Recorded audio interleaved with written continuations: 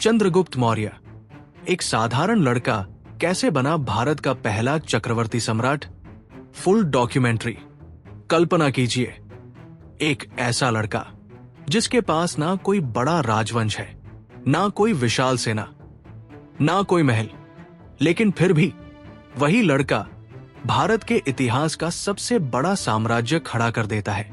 और सिर्फ साम्राज्य ही नहीं, वही लड़का सिकंदर महान के जाने के बाद पूरे उत्तर भारत को एक झंडे के नीचे लाता है। दोस्तों, आज की ये डॉक्यूमेंट्री है चक्रवर्ती सम्राट चंद्रगुप्त मौर्य पर। और सबसे बड़ा सवाल, चंद्रगुप्त मौर्य राजा कैसे बने। चंद्रगुप्त मौर्य का जन्म ऐसे समय में हुआ जब भारत छोटे छोटे राज्यों में बंटा हुआ था। उत्तर भारत में सबसे बड़ा राज्य था मगध, और मगध पर शासन करता था नंदवंश, जिसका राजा था धनानंद। धनानंद बहुत धनी था, लेकिन लोगों के बीच उसकी छवि एक लालची और अत्याचारी राजा की थी।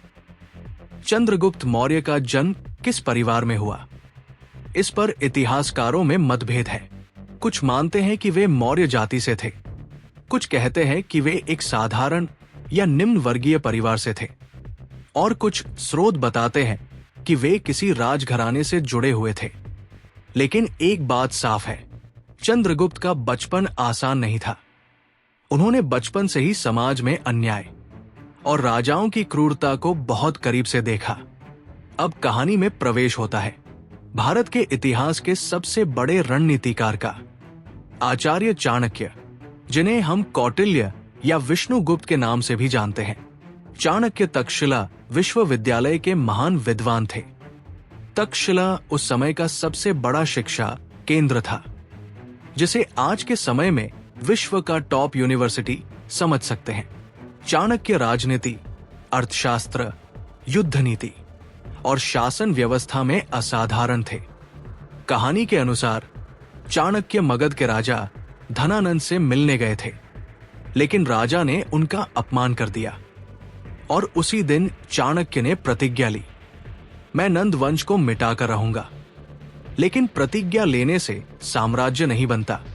साम्राज्य बनाने के लिए चाहिए एक महान नेता, और वही नेता था चंद्रगुप्त मौर्य। चाणक्य ने चंद्रगुप्त को पहली बार देखा तो उन्हें उस लड़के में कुछ अलग ही नजर आया।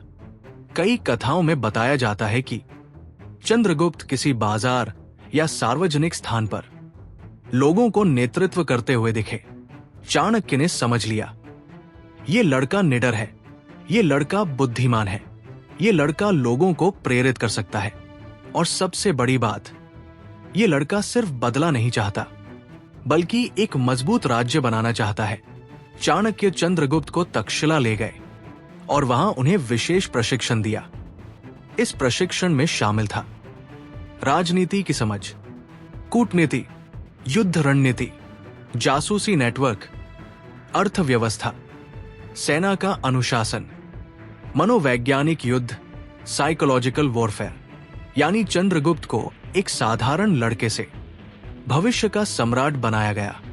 अब समय आता है एक ऐसे ऐतिहासिक घटना का जिसने भारत की राजनीति को बदल दिया। सिकंदर महान का भारत पर आक्रमण। सिकंदर 326 ईसा पूर्व में भारत आया।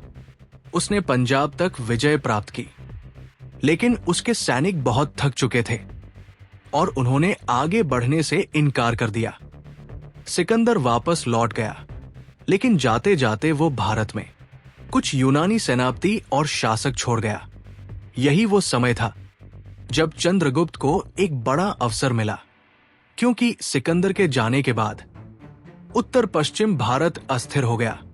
यूनानी शासक कमजोर पड़ने लगे, स्थानीय राजा विद्रोह करने लगे। चंद्रगुप्त ने इसी अव्यवस्था को अपने पक्ष में इस्तेमाल किया। चंद्रगुप्त ने सबसे पहले अपनी एक सेना तैयार करनी शुरू की, लेकिन ये सेना साधारण सेना नहीं थी। चाणक्य ने युद्ध के लिए गुप्त रणनीति और छापामार तरीके अपनाए।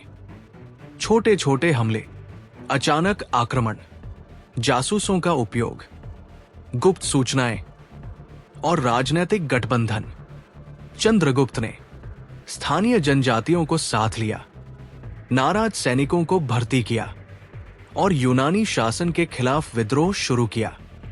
धीरे धीरे चंद्रगुप्त ने पंजाब और उत्तर पश्चिम के क्षेत्रों पर अपना नियंत्रण बनाना शुरू कर दिया। अब सबसे बड़ा लक्ष्य था मगध, और मगध की राजधानी थी पाटलिपुत्र, जो आज का पटना है। धनानंद के पास था विशाल सेना, अपार धन, घुड़सवार, हाथी और मजबूत किलेबंदी। चंद्रगुप्त के पास था रणनीति, चाणक्य का दिमाग और जनता का समर्थन। कहते हैं कि चंद्रगुप्त ने पहले एक सीधा हमला किया, लेकिन वो असफल हो गया। फिर चाणक्य ने चंद्रगुप्त को समझाया, सीधे राजधानी पर हमला मत करो, पहले आसपास के राज्यों को जीतो, राजा की सप्लाई लाइन काटो और जनता का समर्थन अपने पक्ष में लाओ, तभी राजधानी जीती जाएगी। चंद्रगुप्त ने दूसरी बार एक परफेक्ट रणनीति के साथ हमला किया और अंत में नंद वंश का अंत हो गया और चंद्रगुप्त मौर्य बन गए, मगध के राजा। लेकिन मगध का राजा बनना ही अंत नहीं था, ये तो सिर्फ शुरुआत थी। मगध जीतने के बाद चंद्रगुप्त ने उत्तर भारत, मध्य भारत और उत्तर पश्चिम भारत को एक साम्राज्य में एक कर दिया। यह भारत का पहला वास्तविक एकीकृत साम्राज्य था। इस साम्राज्य की व्यवस्था बहुत मजबूत थी। कर प्रणाली, प्रशासनिक व्यवस्था, सेना का संगठन, जासूसी नेटवर्क, व्यापार मार्ग, कानून और न्याय, और इस पूरी व्यवस्था का आधार था चाणक्य का अर्थशास्त्र। चंद्रगुप्त की सबसे बड़ी अंतर्राष्ट्रीय विजय थी सेल्यूकस निकेटर के खिलाफ युद्ध। सेल्यूकस सिकंदर के साम्राज्य का उत्तराधिकारी था। उसने भारत के कुछ क्षेत्रों को वापस लेने की कोशिश की, लेकिन चंद्रगुप्त ने उसे पराजित कर दिया। इसके बाद एक ऐतिहासिक समझौता हुआ। सेल्यूकस ने चंद्रगुप्त को कई क्षेत्र दे दिए और दोनों के बीच शांति संधि हुई। चंद्रगुप्त ने बदले में 500 युद्ध हाथी दिए। यही वो समय था जब मौर्य साम्राज्य की ताकत पूरी दुनिया ने मान ली। दोस्तों, चंद्रगुप्त मौर्य का जीवन सिर्फ एक राजा बनने की कहानी नहीं है।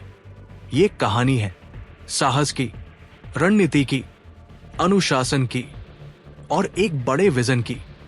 एक ऐसा लड़का जिसके पास कुछ भी नहीं था, उसने भारत का सबसे बड़ा साम्राज्य खड़ा कर दिया और आगे चलकर उसी साम्राज्य से निकले सम्राट अशोक, जिन्होंने मौर्य साम्राज्य को इतिहास में अमर कर दिया।